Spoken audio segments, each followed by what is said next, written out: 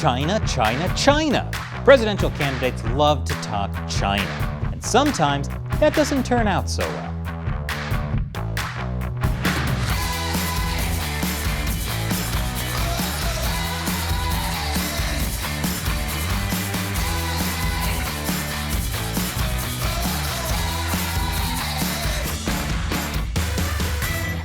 Welcome back to America Uncovered. I'm Chris Chappell. There has been yet another Democratic presidential debate, roughly number 1,933. Or at least that's what it feels like. This time it was in South Carolina. Yeah, the Democratic Party debates are a little like Game of Thrones. They really should have ended earlier than they did. And like Game of Thrones, some of the Democratic presidential candidates seem to be living in a fantasy land. Wow, Michael Bloomberg really is tiny. What I meant was living in a fantasy land, at least when it comes to China. First up, Michael Bloomberg. Last year, Michael Bloomberg stunned many people when he said this about Chinese leader Xi Jinping. Xi Jinping is not a dictator. He has to satisfy his constituents or he's not going to survive. So China's dictator is totally not a dictator. Saying that was controversial, so Bloomberg was asked about that at the debate. And here's what he said.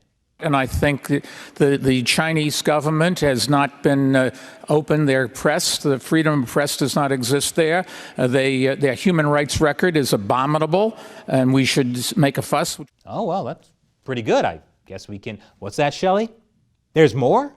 We have to deal with China if we're ever going to solve the climate crisis. We have to deal with them because our economies are inextricably linked. We would not be able to sell or buy the products that we need. And in terms of whether he's a dictator, he does play to his constituency. Oh, so the mega billionaire whose personal fortune depends partly on doing business in China says we have to do business with China, and there's no way our economy would survive without it. Color me shocked. But Bernie Sanders was there to hammer Bloomberg on it. Get elected, so you'll lose to him. I think President Xi is an authoritarian leader. But Sanders himself had said some questionable things when it came to China in the past, and that came up during the debate. Sanders calls himself a democratic socialist, and he said controversial things about communist regimes that make some people worried. Here's Sanders talking about China last year. I think China is a country that is moving, unfortunately, in a more authoritarian way in a number of directions. Okay, well, that is true. But what we have to say about China, in fairness to China and its leadership, is, if I'm not mistaken, they have made more progress in addressing extreme poverty than any country in the history of civilization. Okay, so they've done a lot of things for their people. Did no one learn from Game of Thrones? Seriously, stop while you're ahead. So, the Chinese Communist Party did not lift millions of people out of poverty. That's propaganda that Sanders and many others have fallen for. I made a whole episode about that on China Uncensored called China's Poverty Lie. I'll include a link in the description. Now, the really insidious thing about the Chinese Communist Party claiming that they've lifted hundreds of millions of people out of poverty, other than the fact that it's a lie, is that they use that lie to deflect from their human rights abuses. They say things like, look how many people we've lifted out of poverty. That makes us a global leader in human rights. Bernie Sanders has not just believed the Chinese Communist Party's anti-poverty propaganda. He's also said similar things about communist dictator Fidel Castro and literacy rates in Cuba. Both of these issues came up in the debate. You've praised the Chinese Communist Party for lifting more people out of extreme poverty than any other country. You also have a track record of expressing sympathy for socialist governments in Cuba and in Nicaragua. Can Americans trust that a democratic socialist president will not give authoritarians a free pass? I have opposed authoritarianism all over the world, and I was really amazed at what Mayor Bloomberg just said a moment ago.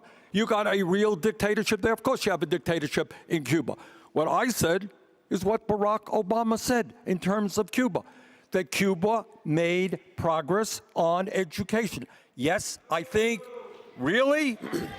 Really? Yes, because there's no comparing those two What Barack Obama said is they made great progress on education. Now, obviously, former President Obama's Vice President, Joe Biden, had a different take on the matter.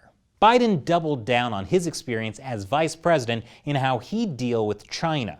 And here's the deal. I would be on the phone with China and making it clear, we are going to need to be in your country. You have to be open. You have to be clear. We have to know what's going on. We have to be there with you and insist on it and insist. I could get that done. No one up here has ever dealt internationally with any of these world leaders. I'm the only one that has. Apparently, that includes world leaders he never actually met. Here's Biden the day before the debate in a South Carolina rally. And folks, one of the things I'm proudest of is getting past, getting moved, getting control of the Paris Climate Accord. I'm the guy that came back after meeting with Deng Xiaoping and making the case that I believe China would join if we put pressure on them. We got almost 200 nations to join.